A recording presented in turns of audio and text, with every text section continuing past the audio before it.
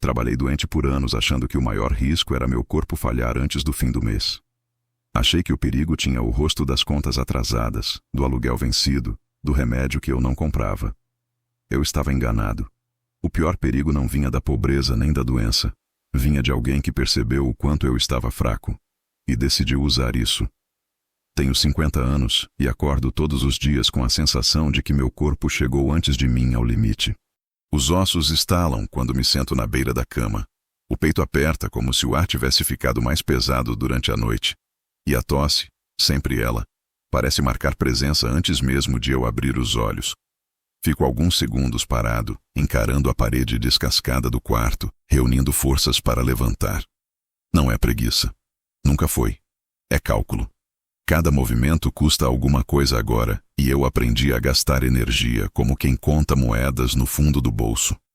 Na sala ao lado, ouço passos leves. Meus filhos já estão acordados. Isso me apressa mais do que qualquer despertador. Levanto. A febre vem em ondas discretas, traiçoeiras. Não é forte o suficiente para me derrubar, mas também não vai embora. É como se o corpo estivesse constantemente me lembrando que algo está errado, e que eu não tenho tempo para escutar. Na cozinha preparo o café com mãos firmes por hábito, não por conforto. O cheiro ajuda a disfarçar o enjoo. Meu filho mais novo está sentado à mesa, calado demais. A mais velha mexe no celular, fingindo distração.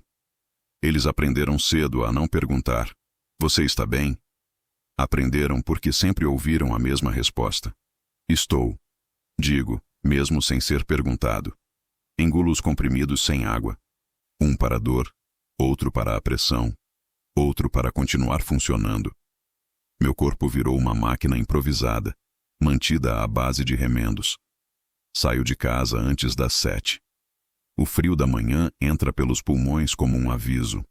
No caminho até o ponto, penso no que ainda preciso pagar, no que já está atrasado e no que vou empurrar mais uma semana. Sempre funciona assim: escolher o que dói menos agora. O trabalho não é pesado só para o corpo, é pesado para a dignidade. Aos 50 virei invisível. Sou útil, mas descartável. Cumpro o horário, abaixo a cabeça, faço mais do que pedem. Não porque quero agradar, mas porque sei o preço de não ser necessário. Nesse dia cheguei mais fraco do que o normal. Até eu percebi. E quando eu percebo, significa que está grave. Foi então que ele apareceu. Um homem educado demais, voz calma demais, olhar atento demais. Disse meu nome como se já me conhecesse há anos. Perguntou se eu estava bem. Sorriu enquanto falava de oportunidades, de ajuda, de compreensão. Naquele momento, eu ainda não sabia. Mas ali começou tudo. E se tem algo que aprendi tarde demais é isto: quando você está doente, cansado e desesperado, qualquer mão estendida parece salvação, até você perceber que ela não veio para te levantar, e sim para te puxar mais fundo. Eu devia ter desconfiado logo de cara. Homem nenhum aparece do nada oferecendo oportunidade para alguém como eu. 50 anos, saúde falhando, currículo gasto pelo tempo e pela necessidade. Ainda assim, quando ele falou, eu escutei. Porque gente cansada escuta qualquer coisa que soe como saída. O senhor parece sobrecarregado. Ele disse andando ao meu lado pelo corredor estreito do prédio. Não é justo carregar tudo sozinho. Assenti com a cabeça, mais por educação do que por concordância. Cada passo fazia meu joelho reclamar, e eu só queria sentar. Mas ele continuou falando, como se tivesse todo o tempo do mundo, coisa que eu não tinha. Há pessoas que valorizam experiência, lealdade, discrição. Essa última palavra ficou no ar tempo demais. Paramos perto da escada de incêndio. Ninguém passava por ali naquele horário. Ele se apoiou no corrimão, relaxado, enquanto eu tentava parecer firme. Não estou procurando outro emprego, eu disse. Ele sorriu de novo. Sempre aquele sorriso tranquilo, calculado.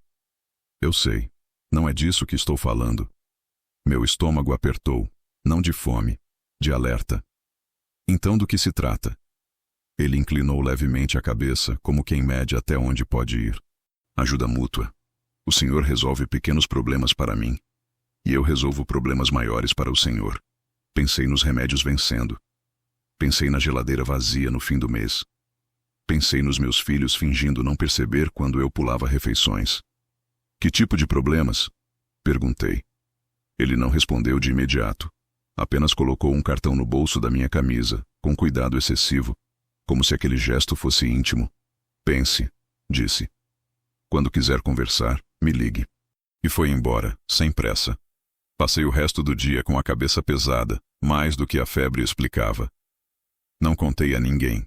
Nem poderia. Em casa, sorri pouco, falei menos ainda. Dormi mal. Sonhei pior. Nos dias seguintes comecei a notar coisas que antes passavam despercebidas. Olhares que demoravam demais, portas que se fechavam rápido demais, pessoas que falavam baixo quando eu me aproximava. E percebi algo que me gelou mais do que qualquer sintoma físico. Ele não tinha me escolhido por acaso. Ele tinha me observado. Minha idade, minha doença, minha necessidade. Tudo estava claro demais para ser coincidência. Quando o telefone tocou pela primeira vez, eu já sabia quem era antes de atender. Pensou? A voz perguntou do outro lado. Olhei para meus filhos dormindo no quarto. Para o frasco quase vazio de remédio sobre a mesa. Para minhas mãos trêmulas. Pensei, respondi. E naquele instante, sem perceber, dei o primeiro passo para longe de tudo o que eu acreditava ser o perigo. Ele marcou o encontro para um sábado de manhã, como se quisesse provar que aquilo não era trabalho, nem crime, nem nada que precisasse de pressa. Café? Ele disse ao telefone, com naturalidade demais. Aceitei sem pensar. Quando você vive contando moedas, aprende a aceitar o que parece simples. O lugar era discreto. Mesa no fundo, longe da janela. Ele já estava lá quando cheguei, lendo o jornal como se fosse um homem comum, desses que reclamam do tempo e do preço das coisas. Dobrou o papel com calma e sorriu quando me viu. Fico feliz que tenha vindo. Sentei devagar, sentindo o joelho reclamar. Pedi um café preto, sem açúcar. Não era escolha, era hábito. Antes de qualquer coisa, ele começou. Quero deixar claro que o senhor não é obrigado a nada. Essa frase é sempre mentira, eu sabia, mas deixei ele continuar. O que eu proponho é simples. O senhor já trabalha no prédio, conhece horários, rotinas, pessoas. Não precisa fazer nada ilegal. Só observar, avisar. Estar disponível. Disponível para quê? Perguntei. Ele encostou as costas na cadeira. Para abrir uma porta quando alguém esquece a chave. Para confirmar se uma sala ficou vazia. Para dizer quem sai mais tarde. Coisas pequenas. Pequenas demais para serem inocentes. E em troca? Eu disse. Ele puxou um envelope do bolso interno do paletó e colocou sobre a mesa, sem empurrar na minha direção. Não precisava. O volume falava por si. Ajuda, respondeu. Remédios. Contas. Um respiro. Meu coração acelerou. Não de alegria, de medo, porque pela primeira vez em muito tempo, alguém estava oferecendo exatamente o que eu precisava. E se eu disser não? Ele deu de ombros. Nada acontece. A vida segue. Difícil, mas segue. Olhei para o envelope. Pensei em quantas vezes eu tinha ouvido que a vida segue, como se isso fosse consolo. Posso pensar? Perguntei. Claro, ele disse. Mas não pense demais. O senhor não tem esse luxo. Ele tinha razão. Isso doeu mais do que qualquer tosse. Quando cheguei em casa, não abri o envelope. Coloquei na gaveta da cozinha, embaixo dos panos de prato, como se esconder fosse o mesmo que não aceitar. Passei o dia inquieto. À noite, a febre voltou forte. Tremi de frio no meio do calor. Não dormi. No domingo, meu filho mais novo me perguntou se eu estava doente de verdade ou só cansado. Não soube responder. Na segunda-feira, fui trabalhar mais cedo. O prédio ainda vazio. O silêncio era pesado, diferente. Cada porta parecia me observar de volta. No bolso, o cartão dele. Na cabeça, a voz calma, segura. No fim da manhã, encontrei Cláudio, o vigia do turno da noite, sentado perto da portaria. Ele parecia abatido. Vai sair? Perguntei. Mandaram embora. Respondeu. Corte de gastos. Assenti sem saber o que dizer. Mas algo se encaixou de forma cruel, cortes, trocas, pessoas saindo, outras entrando, e eu ali, no meio, invisível o suficiente para passar despercebido, ou útil o suficiente para ser usado. Na hora do almoço, fui ao banheiro e fechei a porta da cabine. Abri a gaveta mental que eu vinha evitando. Abri o envelope de verdade. O dinheiro era mais do que eu ganhava em 2 semanas. Senti náusea. Senti alívio. Senti vergonha. Naquela tarde, ele me ligou de novo. Não vou pressionar, disse. Só preciso saber se posso contar com o senhor. Fiquei em silêncio. Ele esperou. Sempre paciente. Posso, respondi por fim. Não foi um sim firme, foi um sim cansado, mas serviu. Ótimo, ele disse. Então vamos começar devagar. As primeiras tarefas foram exatamente como ele prometera. Pequenas. Avisar quando o último funcionário saía de um andar. Confirmar se uma sala estava vazia. Dizer quem chegava mais cedo. Nada que deixasse marcas. Nada que pudesse ser apontado diretamente para mim. E ainda assim, cada vez que eu cumpria, algo em mim se deslocava um pouco. O dinheiro começou a aparecer com regularidade. Sempre em envelopes. Sempre discretos. Paguei contas atrasadas. Comprei remédios. Comprei comida melhor. Meus filhos perceberam a mudança antes de eu admitir. O senhor parece melhor, disseram. E eu estava. Pelo menos por fora. Mas havia noites em que eu acordava suado, com a sensação de estar sendo observado mesmo no escuro do quarto. Sonhava com portas se abrindo sozinhas, com passos atrás de mim, com aquele sorriso. Um dia, ele mudou o tom. Preciso de algo um pouco diferente, disse enquanto caminhávamos pelo corredor. Diferente como? Perguntei, sentindo o corpo enrijecer. Um acesso, respondeu. Temporário. Só por alguns minutos. Parecia simples quando ele dizia. Mas eu soube, naquele instante, que a linha tinha se movido e que eu tinha caminhado até ela sem perceber. Isso não estava combinado. Eu disse. Ele parou. Olhou para mim com atenção verdadeira pela primeira vez. O senhor também não estava combinado de ficar doente, respondeu. A vida muda os termos. A gente se adapta. Eu pensei em recuar. Pensei em dizer basta. Pensei em jogar tudo fora. Mas pensei também em como seria perder aquele respiro, em como seria explicar aos meus filhos que a comida ia diminuir de novo, que os remédios iam faltar. Só dessa vez, eu disse. Ele sorriu. E foi ali que eu entendi. O perigo nunca entra arrombando a porta. Ele espera você abrir. Depois do só dessa vez, nada voltou a ser simples. O acesso que ele pediu era para uma sala no 5º andar, um lugar que eu só limpava uma vez por semana, sempre acompanhado, sempre rápido. Naquela noite, fui sozinho. O prédio parecia maior quando vazio, como se os corredores se esticassem de propósito. Cada lâmpada acesa fazia um zumbido baixo, constante, que entrava na cabeça e não saía. Minhas mãos tremiam quando girei a chave. Só alguns minutos, ele tinha dito. Abri a porta e dei um passo para dentro. O cheiro era diferente, mais frio, mais limpo como o hospital. Não toquei em nada. Não olhei para papéis. Apenas fiquei ali, como combinado. Enquanto ele entrava, mexia em algo que eu não quis saber o que, e saía. Pronto, disse ele depois. Viu como foi fácil? Fácil não era a palavra. Mas não respondi.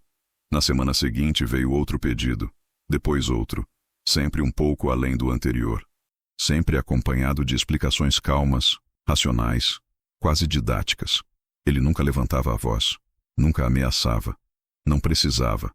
A ameaça já morava em mim. Meu corpo começou a sentir antes da consciência. A febre voltou mais frequente. O peito apertava à noite. A tosse piorou. Eu dizia a mim mesmo que era o trabalho, o estresse, a idade. Mentia como sempre. Em casa, meus filhos perceberam que algo tinha mudado de novo. Não era falta de dinheiro, era outra coisa. O senhor anda longe, minha filha disse certa noite, enquanto eu mexia distraído na comida. Cansado, respondi. Ela me olhou por um segundo a mais do que o normal. Não insistiu. Isso me doeu mais do que se tivesse insistido. No trabalho, comecei a notar movimentações estranhas. Pessoas novas circulando em horários incomuns. Salas sendo usadas fora da rotina. E aos poucos, Percebi que eu não era o único disponível. Havia outros, cada um com sua necessidade, cada um com seu preço. Um dia, Cláudia me chamou na sala dela. Estão investigando algumas coisas, disse, sem rodeios. Sumiram documentos. Acesso indevido. Nada comprovado ainda. Meu coração bateu tão forte que achei que ela ouviria. E por que está me dizendo isso? Perguntei. Ela me encarou. Porque você anda em todo lugar. E porque... Fez uma pausa. Você não parece bem. Saí da sala com a sensação de que o chão estava mais fino. Qualquer passo errado podia quebrar tudo. Naquela noite liguei para ele. Isso está ficando grande demais, eu disse. Não foi isso que combinamos. Houve silêncio do outro lado. Depois, a voz de sempre. Calma. O senhor está com medo. Estou. Medo é natural. Mas pense no que o senhor tem agora. Pense no que pode perder. E se der errado? Ele suspirou, quase com pena. Para quem? Perguntou. Para mim? Ou para o senhor? Desliguei sem responder. Passei a noite em claro, ouvindo a respiração dos meus filhos no quarto ao lado. Pensei em contar tudo. Pensei em fugir. Pensei em parar. Mas toda opção parecia cobrar um preço que eu não tinha como pagar. No dia seguinte aconteceu. Um alarme disparou no prédio no meio da tarde. Gente correndo. Vozes altas. Portas batendo. Segurança por todo lado. Fui encostado na parede junto com outros funcionários. Mãos à vista. Perguntas rápidas. Meu corpo reagiu antes de mim. Suor frio. Visão turva. O peito queimando. Um dos seguranças me olhou com atenção. O senhor está bem? Balancei a cabeça, mas as pernas falharam. Caí sentado no chão, respirando curto, desesperado. Alguém chamou uma ambulância. Alguém disse, acho que é um infarto. Enquanto eu era colocado na maca, vi, por cima das luzes fortes, um rosto conhecido observando tudo de longe. Ele não parecia preocupado. Parecia avaliando. No hospital, entre exames e perguntas, um médico me disse que eu tinha chegado por pouco, que meu corpo estava pedindo socorro fazia tempo. O senhor precisa parar, disse ele, ou não vai ter outra chance. Assenti, fraco demais para discutir. No quarto branco sozinho, com o coração monitorado por máquinas, percebi algo que me fez tremer mais do que a crise. Se eu parasse agora, não era só meu corpo que estaria em risco. Era minha vida inteira. E ele sabia disso. Saí do hospital 2 dias depois, com uma sacola de exames, uma lista de restrições e a recomendação clara de que eu precisava mudar de vida. O médico foi direto, sem rodeios, como quem já cansou de repetir a mesma frase para homens como eu. O senhor não teve um infarto completo, mas foi um aviso sério. Seu corpo está no limite. Se continuar assim, a próxima crise pode não dar tempo de chegar ao hospital. Agradeci. Prometi a mim mesmo que ia ouvir. Prometi coisas demais naquela manhã. Em casa, meus filhos tentaram disfarçar o medo. Fizeram café, perguntaram se eu queria descansar. Falaram de coisas pequenas, como se isso pudesse devolver alguma normalidade ao ambiente. Eu sorri, mas sentia um peso no peito que não vinha só do coração. O celular vibrou no fim da tarde. Uma mensagem curta, nenhum nome. Espero que esteja melhor. Quando puder, precisamos conversar. Não respondi. Passei aquela noite acordado, encarando o teto, ouvindo cada barulho da casa como se fosse um sinal. Pensei em ir à polícia. Pensei em sumir.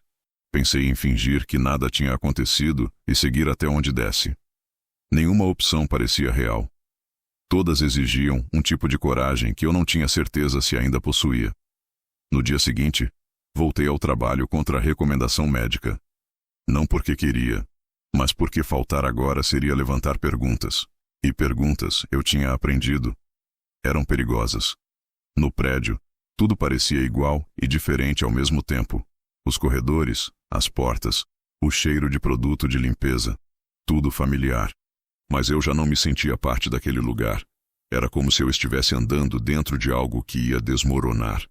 Ele me esperava perto da escada de incêndio. Fiquei preocupado. Disse com aquele tom de falsa proximidade. Soube que passou mal. Não foi nada. Menti.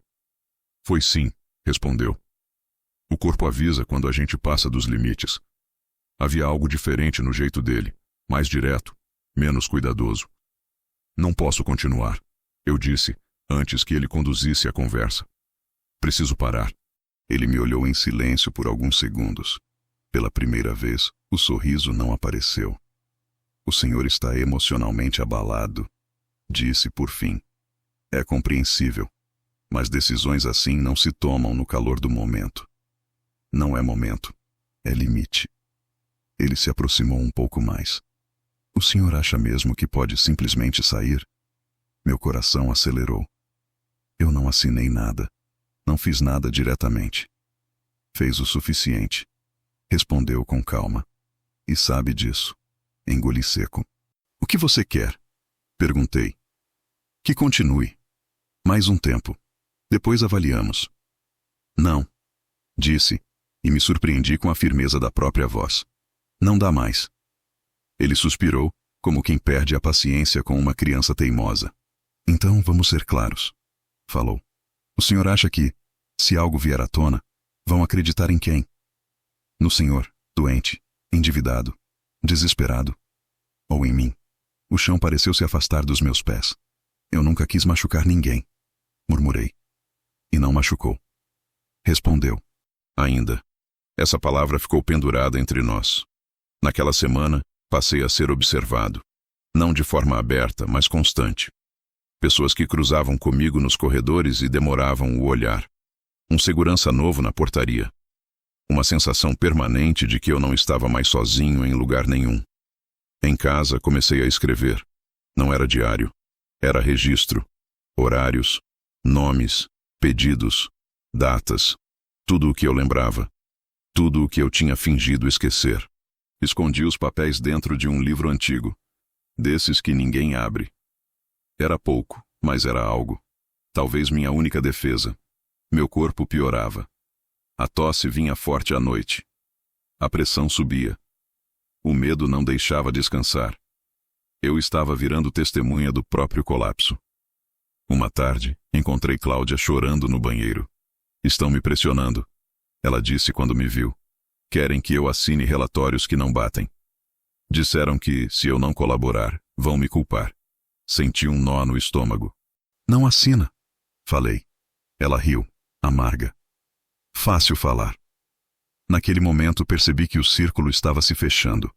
Não era só comigo. Nunca tinha sido. Eu era só uma peça. Na sexta-feira ele me ligou de novo. Última chance, disse. Preciso que o senhor faça algo simples hoje à noite. Depois disso, o senhor sai. Prometo. Não confio mais em promessas. Respondi. Então confie no medo. Ele disse.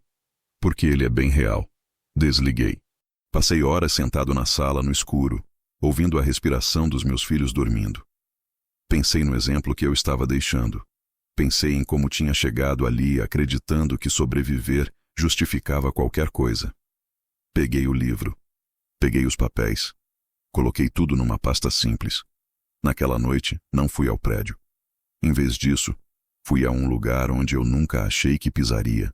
Enquanto caminhava em direção à entrada, senti o coração disparar, as mãos suarem, a cabeça girar. Não sabia se estava fazendo a coisa certa. Só sabia que continuar do jeito que estava era morrer aos poucos. Quando atravessei a porta, entendi algo que doeu e aliviou ao mesmo tempo. O perigo nunca foi só o homem que me usou.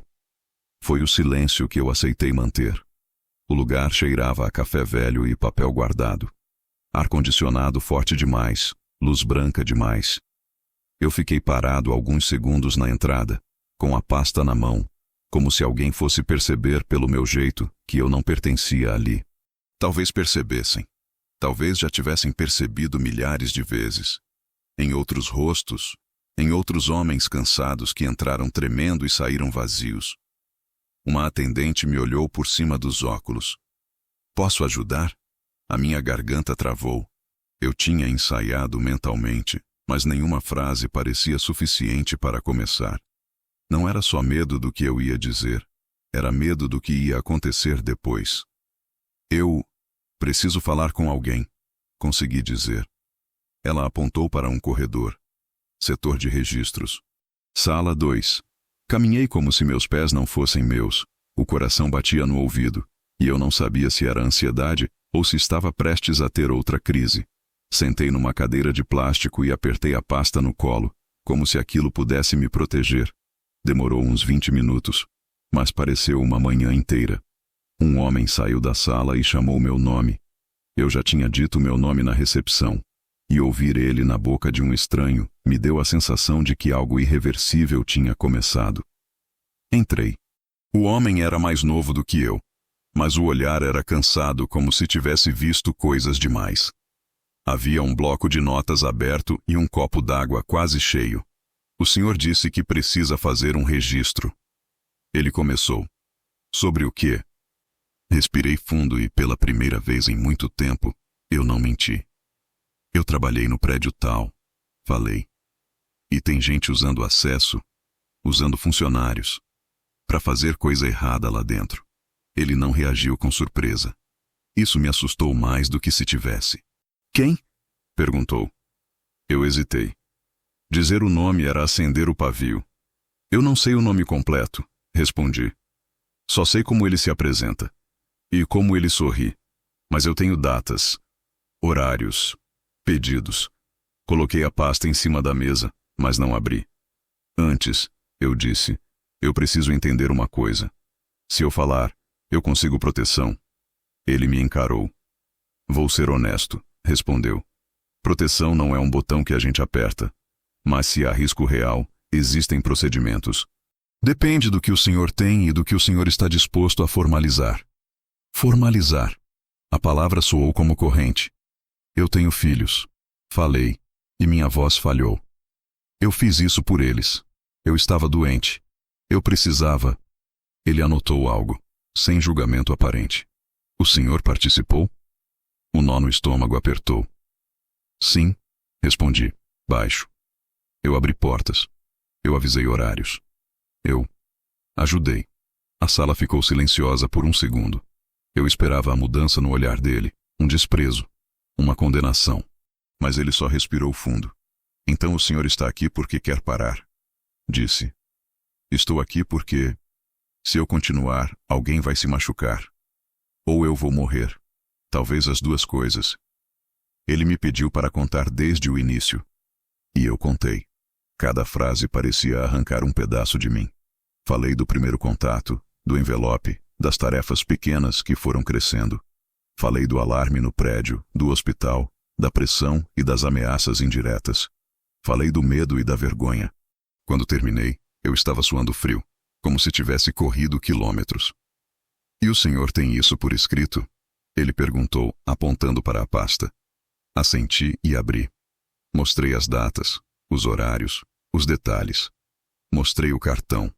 Mostrei o pouco que eu tinha. Ele analisou em silêncio, folheando com cuidado. Isso ajuda, disse. Não é prova completa, mas é um começo. E seu depoimento formal pesa. Depoimento formal. Se eu fizer isso, ele vai saber. Falei. Talvez. Ele respondeu.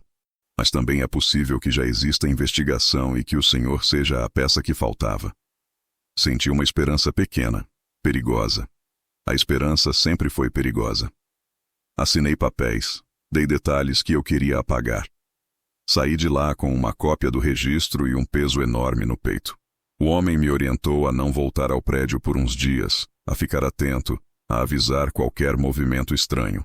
Falou sobre medidas possíveis, sobre contatos, sobre como agir.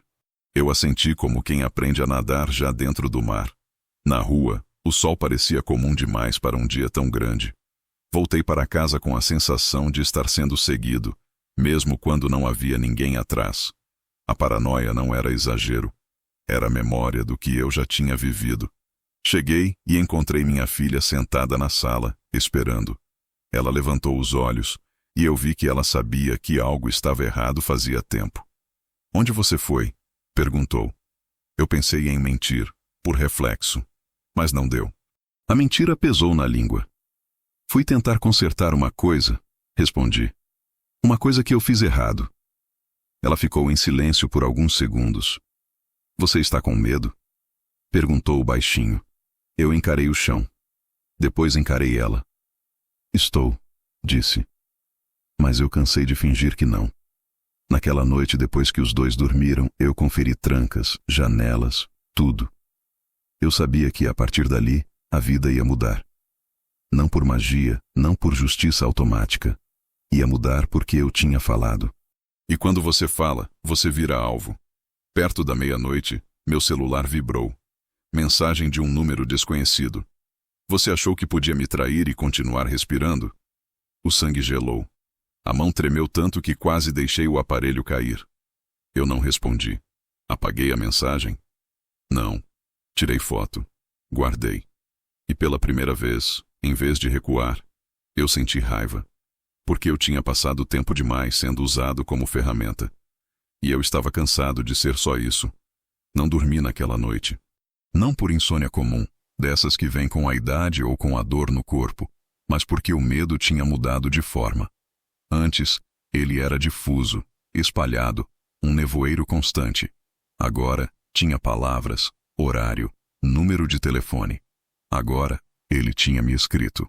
Levantei várias vezes para conferir portas e janelas, mesmo sabendo que estavam trancadas. Sentei no sofá, fiquei em pé, caminhei pela casa em silêncio. Em alguns momentos pensei ouvir passos do lado de fora. Em outros, achei que era só o sangue batendo forte demais nos ouvidos. Às 4 da manhã, sentei à mesa da cozinha e encarei o celular. A mensagem ainda estava lá, curta, direta, sem disfarce. Respirei fundo e fiz algo que eu nunca tinha feito antes. Não apaguei o medo. Organizei ele, anotei o número, o horário, o conteúdo exato. Tirei outra foto. Salvei em 2 lugares diferentes. Meu coração batia rápido, mas minha cabeça estava estranhamente clara. Era como se algo dentro de mim tivesse finalmente entendido que fugir não estava mais funcionando. Quando o dia amanheceu, meus filhos acordaram e perceberam na hora que eu não estava bem. Não tentei fingir muito. Tive uma noite difícil, disse apenas. Não contei detalhes. Ainda não. Mas também não escondi o suficiente para mentir. Era um equilíbrio estranho, novo para mim. Não fui trabalhar. Pela primeira vez em anos, ignorei a culpa automática que vinha junto com faltar. Liguei dizendo que estava doente, o que não deixava de ser verdade. Passei a manhã esperando. Cada carro que diminuía a velocidade na rua me fazia prender a respiração. No começo da tarde, o telefone tocou. Número restrito. Atendi. Achei que você fosse mais esperto, disse a voz, sem cumprimentos. Meu estômago revirou, mas eu não respondi de imediato. Ele continuou. Não gostei da sua escolha. Eu fiz o que precisava. Respondi, com a voz mais firme do que eu esperava. Ele riu baixo. Você acha mesmo que essas anotações, essas historinhas, vão te salvar? Não sei, disse. Mas sei que continuar do seu lado não ia. Houve silêncio. Um silêncio longo, pesado. Você virou um problema, ele disse por fim. Não, respondi. Eu virei um risco. Desliguei antes que ele dissesse mais alguma coisa. Minhas mãos tremiam, mas havia algo diferente ali. Não era só pânico, era limite. Minutos depois, liguei para o contato que tinham me passado no dia anterior. Relatei a ligação, a mensagem, o tom. Fui orientado a não atender mais números desconhecidos, a registrar tudo, a mudar rotinas. Disseram que eu não estava exagerando. Ouvir isso me deu um tipo de alívio que eu não conhecia. Nos dias seguintes, vivi em suspensão. Não saía sozinho. Evitava horários fixos. Observava tudo. Cada rosto desconhecido parecia suspeito, mas aos poucos, fui aprendendo a diferenciar paranoia de atenção. Meu corpo continuava fraco, mas minha mente estava acordada como nunca. A tosse ainda vinha. A dor ainda morava ali, mas havia algo sustentando tudo. Eu não estava mais sozinho no segredo. Uma tarde, recebi uma ligação diferente. O tom era outro, profissional, direto. Precisamos que o senhor venha conversar novamente, disseram. Surgiram novos elementos. Meu coração disparou, mas aceitei. No local, encontrei o mesmo homem da primeira vez, agora com mais papéis sobre a mesa. Ele me olhou com atenção renovada. Outras pessoas falaram, disse. O senhor abriu uma porta.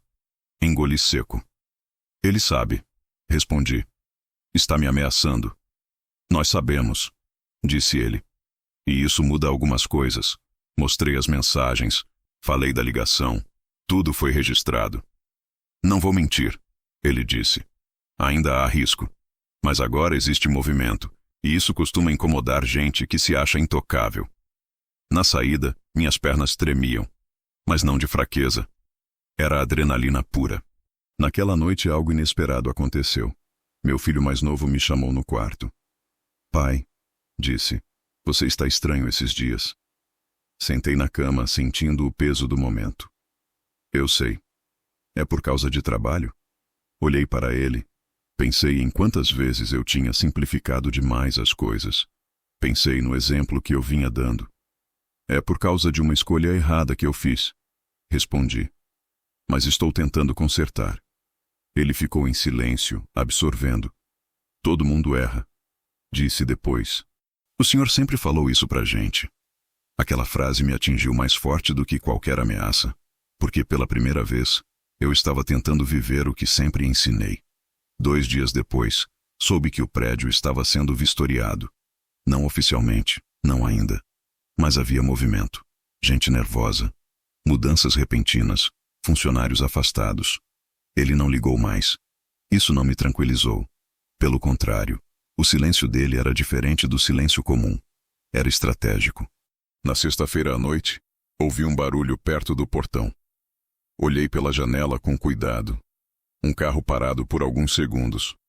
Depois, foi embora. Anotei. Registrei. Avisei. O medo ainda estava ali, mas já não mandava sozinho. Deitado na cama, sentindo o coração bater firme, percebi algo que eu nunca tinha permitido a mim mesmo pensar. Talvez sobreviver não fosse apenas aguentar. Talvez fosse enfrentar, mesmo tremendo. E pela primeira vez desde que tudo começou, eu dormi algumas horas seguidas. Não em paz, mas em movimento. O dia amanheceu comum demais para ser o último de qualquer coisa. Céu claro, barulho distante de gente indo trabalhar, cheiro de pão vindo da padaria da esquina. A normalidade sempre foi traiçoeira assim. Aparece quando a gente menos confia. Eu acordei antes do despertador, com o corpo ainda doendo, mas com a cabeça estranhamente leve. Não era alívio, era decisão. Uma coisa silenciosa, firme, que não pedia mais permissão ao medo. Fiz café. Sentei à mesa. Esperei meus filhos acordarem. Pela primeira vez em semanas não fiquei rondando janelas nem checando o celular a cada minuto. O perigo ainda existia, eu sabia. Mas agora ele tinha nome, registro, rastro. Agora ele não morava só dentro de mim. Quando o telefone tocou, no meio da manhã, eu atendi sem hesitar. Precisamos do senhor hoje, disseram. Pode vir? Havia urgência na voz, mas também algo diferente. Controle. No caminho, senti o coração acelerar, mas não recuei. Cada passo parecia me afastar do homem que eu tinha sido por anos, aquele que engolia tudo, que aceitava qualquer peso em troca de sobreviver mais um dia. Na sala onde me levaram, havia mais gente do que antes. Papéis, telas, vozes baixas. Fui orientado a sentar, a esperar. Minutos depois, o homem que sempre falava comigo entrou, sério. Houve uma movimentação inesperada. Disse. Seu nome apareceu. Meu estômago revirou. Como? Ele tentou se antecipar. Criar uma narrativa. Colocar o senhor como responsável direto. Era exatamente o que eu temia. O plano B de quem sempre achou que mandava. E agora? Perguntei. Agora, ele respondeu. Precisamos que o senhor confirme tudo oficialmente. Com detalhes. Sem recuar. Respirei fundo. Pensei no envelope, no cartão, na porta que eu abri. Pensei na noite da mensagem. Pensei nos meus filhos dormindo tranquilos depois de tanto tempo. Eu confirmo, disse. Tudo. Foram horas falando, repetindo, esclarecendo, revivendo. Cada palavra doía, mas também limpava. Era como arrancar estilhaços antigos de um lugar que nunca tinha cicatrizado direito. Quando terminei, eu estava exausto, mas inteiro. O senhor sabe, disse o homem, que isso não acaba hoje. Eu sei, respondi. Mas começa a terminar. Ele assentiu. O senhor fez a coisa certa. Tarde, talvez, mas fez. Saí de lá com um misto de cansaço e algo que eu não sentia havia anos. Dignidade. Frágil ainda, mas viva. Nos dias seguintes, as notícias vieram em pedaços. Afastamentos, investigações formais, gente que sumiu dos corredores, gente que começou a falar. O silêncio finalmente mudou de lado. Ele nunca mais me ligou. Soube por terceiros que tentou sair antes que tudo viesse à tona. Não conseguiu. Pessoas como ele sempre acreditam que o controle é eterno. Não percebem quando o chão começa a ceder. Minha vida não virou filme. Não houve aplausos. Não houve recompensa imediata. O trabalho acabou. O dinheiro ficou curto de novo. A saúde exigiu cuidados reais, difíceis. Houve dias em que eu me perguntei se tinha valido a pena, mas aos poucos, algo mudou. Passei a dormir melhor. A tosse diminuiu. A pressão estabilizou. O corpo ainda carregava marcas, mas já não gritava o tempo todo. Como se entendesse que eu finalmente estava ouvindo. Um dia minha filha me perguntou: se pudesse voltar atrás, faria tudo diferente? Pensei por um tempo. Eu não teria esperado tanto para dizer não, respondi. Nem para pedir ajuda. Ela sorriu daquele jeito discreto que sempre teve. Ainda bem que você disse, falou, mesmo tarde. Às vezes à noite, lembro de tudo com um peso no peito.